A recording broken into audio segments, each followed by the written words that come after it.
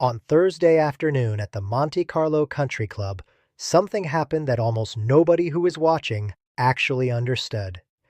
Carlos Alcaraz, the world number one and defending champion, was in the middle of a second set against Tomás Martín Etcheverry, making 23 unforced errors, looking nothing like the player who had dismantled the same opponent in the first set, and looking nothing like the player who had won 15 consecutive clay matches coming into this tournament. He turned to his coach, Samuel López, and said something worth talking about.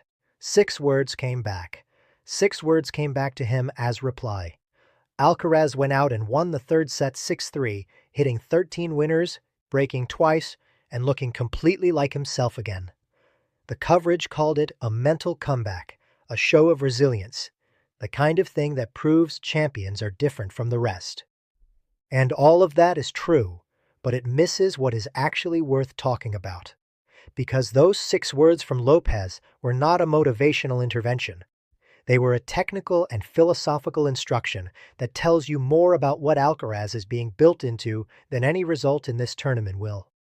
"I don't have a feel for the ball, Samu," Carlos Alcaraz said to Samuel López, mid-match, Monte Carlo, April 2026. "You have to hurt the ball, not the court. You're not in a hurry." Samuel López replies, same moment. Before we get into what those 6 words actually mean, we need to spend some time on the match itself, because the context matters, and the way the second set unfolded is not what the headlines made it look like. The first set was close to perfect. Alcaraz won the first 8 points of the match, broke 3 times, finished the set 6-1 in under 30 minutes. He was moving early, hitting through the ball, using the angles on the clay the way only he can when the timing is completely on. He said afterwards he was feeling the ball 10 out of 10, and you could see it. There was that quality in his shot making where the effort seems disproportionately low relative to the pace and placement of what comes off the racket. That is what Alcaraz at his best looks like, and it was there in abundance for those 30 minutes. Then the second set started, and something shifted. It is worth being specific about what the shift was, because it was not that Etcheverry suddenly played better, though he did raise his level. It was that Alcaraz stopped trusting.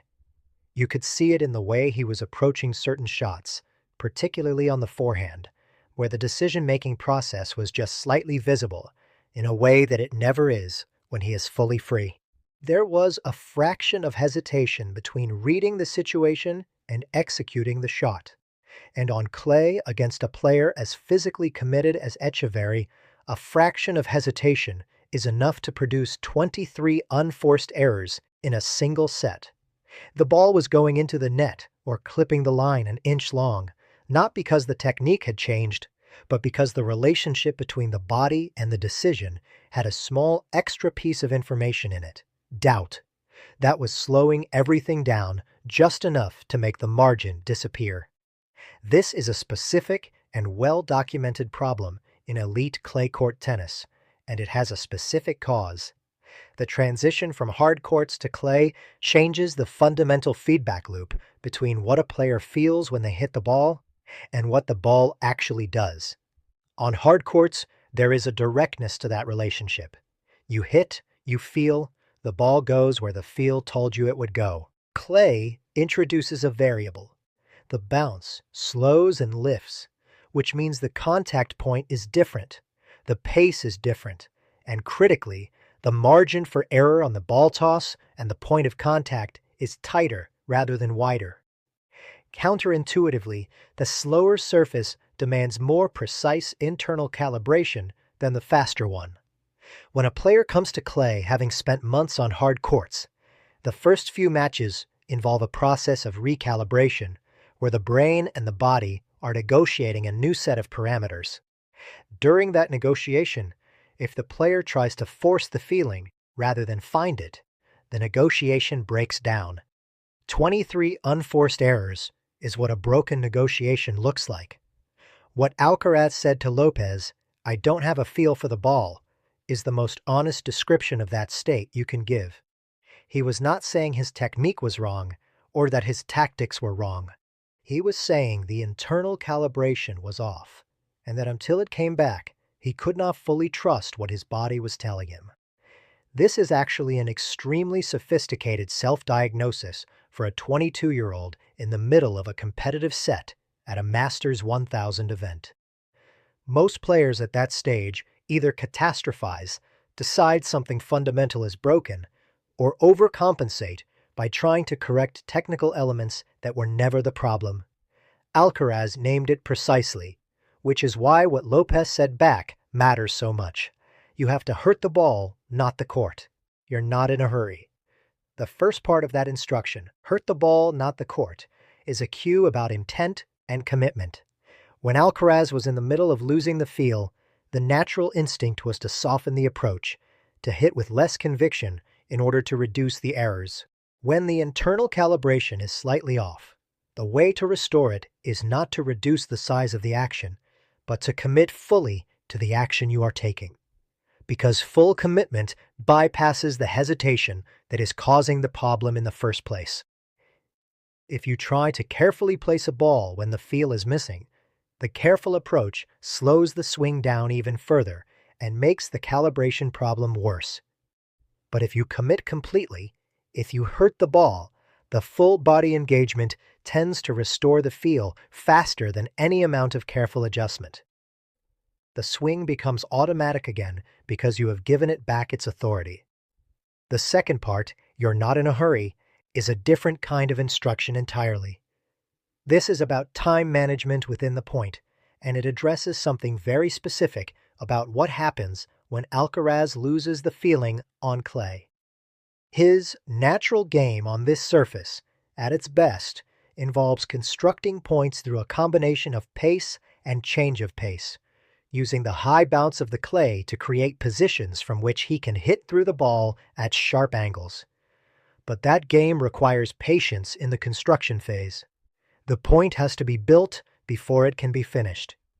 When the feel disappears and the pressure builds, the tendency is to try to shorten the construction phase, to look for the finish earlier than the point actually warrants, which means taking shots that are not quite ready to be taken. This is what produces the specific type of unforced error Alcaraz was making against Etcheverry. Not wild misses, but shots that were attempted a rally or two before the position justified attempting them. Lopez's instruction was telling him to let the point arrive rather than reach for it. Now here is what I think is genuinely worth sitting with for a moment. These two instructions, hurt the ball and you're not in a hurry, are not specific to that second set against Etcheverry. They are the core of a coaching philosophy that addresses the fundamental tension in Alcaraz's game. And they are the instructions that Lopez has been working toward since he took over from Ferrero at the end of 2025. Because the specific problem they solve, a player who has all the talent in the world but sometimes loses trust in his feel under pressure, and sometimes tries to shortcut the construction of a point, is the same problem that showed up in different forms at different points in Alcaraz's career before this season. It showed up as bagels in crucial sets against Djokovic in 2025. It showed up as the specific losses at Indian Wells and Miami earlier this year, where the exits were not to players who overwhelmed him, but to players who found a way to remove his confidence in his feel early in the match, and then waited for the errors to accumulate. Lopez's instruction in that moment in Monte Carlo was not an improvisation. It was the application of a framework that he has been building with Alcaraz over months. And the fact that Alcaraz needed only to hear it once before turning the match around is the most significant indicator of how deeply that framework has been absorbed. He did not need 3 or 4 sets to find the feel again. He needed one instruction and one set. 6 words, 6 games, 6-3. Let's talk about Bublik now, because the quarterfinal matters, and it connects to this conversation in a specific way. Alexander Bublik is 19-2 on clay since the 2025 Italian Open. That is an extraordinary run, and it is not an accident. Bublik's clay game has evolved significantly in the last 12 months. He has always had the weapons, but the consistency was missing. And what has changed is that he now has a tactical model on the surface that suits his strengths, rather than trying to play baseline tennis that does not suit him at all. He serves enormous. He volleys better than anyone in the top 20. He changes pace in unexpected ways, and he is not afraid to be unorthodox at any point in a match. Alcaraz has never beaten him. Their head-to-head stands at 3 losses for Alcaraz, 0 wins, and 2 of those losses were on clay. The reason this matters in the context of Thursday's match is that Bublik is exactly the kind of opponent who will try to disrupt Alcaraz's feel from the very first point. The unpredictability of his shot-making, the tweeners, the drop shots from impossible positions, the serve into the body at unexpected angles, is designed precisely to prevent the opponent from establishing the rhythmic baseline exchange that most clay players need in order to calibrate properly. Against Etcheverry, who is an orthodox clay specialist building points from the back of the court, the calibration problem cost Alcaraz a set, but was ultimately fixable within the match. Against Bublik, the disruption is going to be more sustained and more varied. If Alcaraz arrives at that match still searching for the feel rather than having locked it in, the tactical challenge is much more dangerous. But here is what the third set against Etcheverry showed that the second set obscured. When Alcaraz is operating inside Lopez's framework, when he is hurting the ball and not hurrying the point, he is virtually impossible to pattern against on clay. The 13 winners in that third set were not the product of Etcheverry collapsing. They were the product of Alcaraz building points correctly and then executing the finish when the position justified it.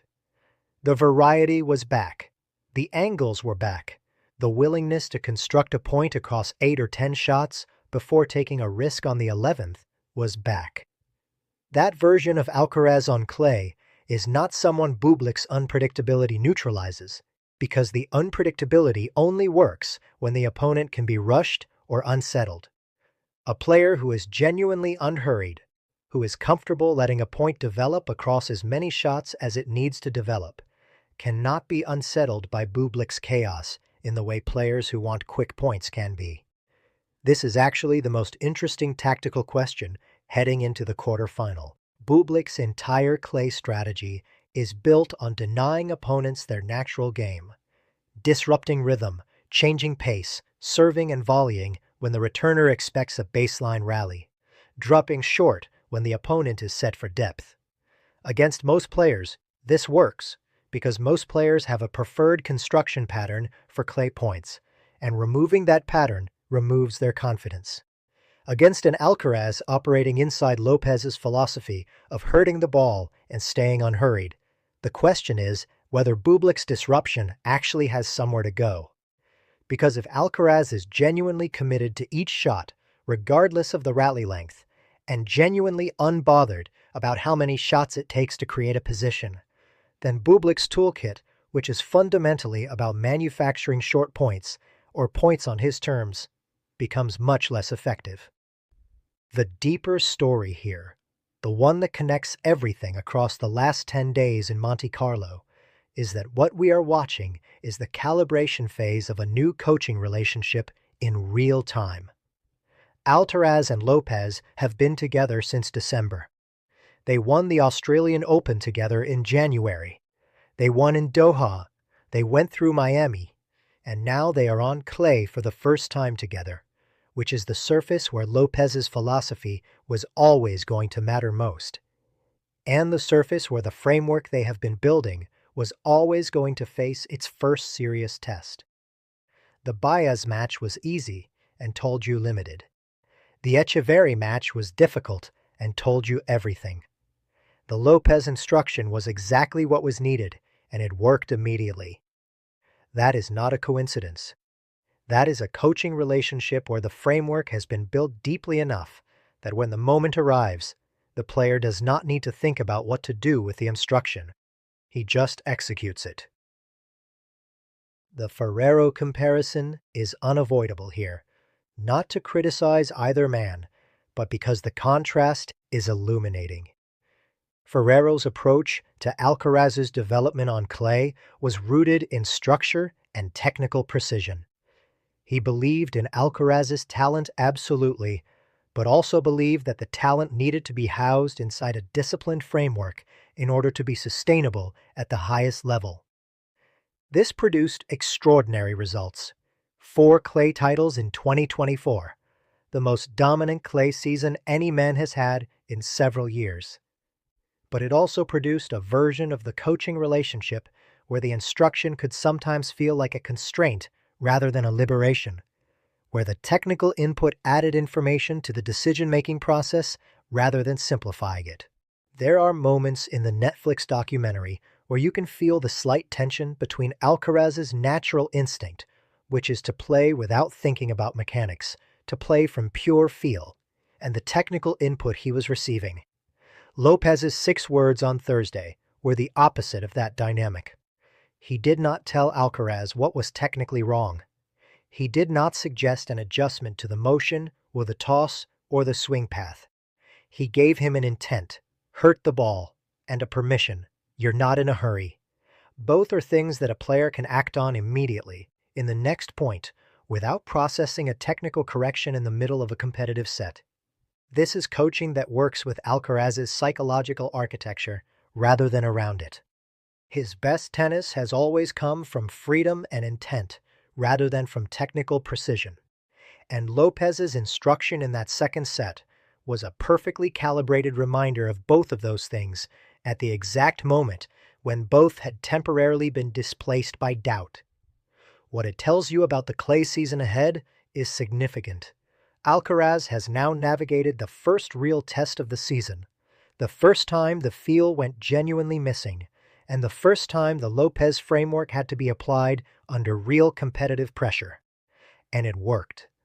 The transition from hard courts to clay is always the most demanding psychological adjustment in the tennis calendar, and it typically takes a couple of tournaments to complete. Alcaraz is in the middle of it right now, in real time, in a tournament where he is defending 1,000 ranking points, and where Sinner winning the title would put him second in the world. The pressure of the context could not be higher, and in the middle of that context, the coaching relationship held. He said what was wrong, he received the instruction, he executed it, he won. If you project forward to Barcelona, Madrid, Rome, and Roland Garros, 4 more weeks of clay before the French Open, the question is how quickly the calibration completes. Because once Alcaraz finds the feel and stops having to search for it, the Lopez philosophy does not just keep him competitive. It has the potential to make him more dangerous on clay than he has been at any point in his career. The unhurried construction of points, combined with the commitment and pace of the hurt-the-ball intent, is the tactical description of exactly the game that beat Sinner in the Roland Garros final last year from 2 sets down. That was not a different Alcaraz from the one who struggled in the second set against Etcheverry. It was the same player, operating from the same framework, at the end of a moment when everything had been lost and the only option was full commitment, with no hurry and no consequence. Lopez has been trying, apparently, to make that version of Alcaraz available, not just in the extremis of a 5th set, but in the ordinary competitive pressure of any given second set, in any given tournament. Thursday gave you the first evidence that it might actually be working. The Bublik match is going to be fascinating to watch through this lens. Not because Alcaraz is the favorite, though he is, and not because the result will define the tournament, though it might, but because it will show you whether the third set recalibration against Etcheverry was a one-off, or whether the framework is now stable enough to survive an entirely different kind of disruption. Bublik is chaos personified on clay. The feel he attacks is the feel Alcaraz is still building. If Alcaraz walks onto that court with the Lopez instruction already internalized, hurt the ball, not in a hurry, then the chaos meets something that cannot be destabilized by chaos, because it is already operating from a different premise entirely. If the feel is still fragile, Bublik will find it and break it quickly, and then you have a quarterfinal that goes to 3 sets with everything in the balance. My reading, for what it is worth, is that Thursday was not a warning about the rest of the clay season. It was the clay season's calibration match, the one that every player going through the surface transition eventually has to get through. And Alcaraz got through it with a piece of coaching that showed exactly how deep the Lopez framework runs. The worry in the headline is real in the narrow sense. The feel was genuinely missing, and the errors were genuinely concerning. But it misses the more important story, which is that the feel was restored by 6 words delivered between the second and third sets, by a coach who knew precisely what the player needed to hear. That does not happen by accident. That happens because the framework has been built correctly over months of work, and is now reliable enough to apply in the worst moments as well as the best ones. The last thing worth saying is about what this means for Sinner. Both men dropped sets on Thursday. Both recovered in 3 sets to reach the quarterfinals. The coverage treated this symmetrically, as 2 champions facing early season challenges and coming through. But the challenges were different in nature. Sinner lost his set because Mačak played an exceptional tiebreak and executed almost perfectly at exactly the right moment. Alcaraz lost his set because the internal calibration went missing and the errors accumulated. The first kind of challenge is about the opponent being exceptional. The second kind is about something the player has to solve for himself with his coach between sets. Alcaraz solved it in 1 set. The instruction worked immediately, and the instruction revealed, in 6 words, the entire philosophy that is going to carry him through this clay season, and if it holds, to a 5th Roland Garros title in June. You heard it on a courtside microphone in Monte Carlo on Thursday afternoon. Most people thought it was just a coach calming down a nervous player. It was actually something much more interesting than that. If you want to understand the full Ferrero versus Lopez contrast, what changed in the coaching philosophy, what Ferrero was actually saying when he talked about discipline, and why the split happened the way it did, that breakdown is already on the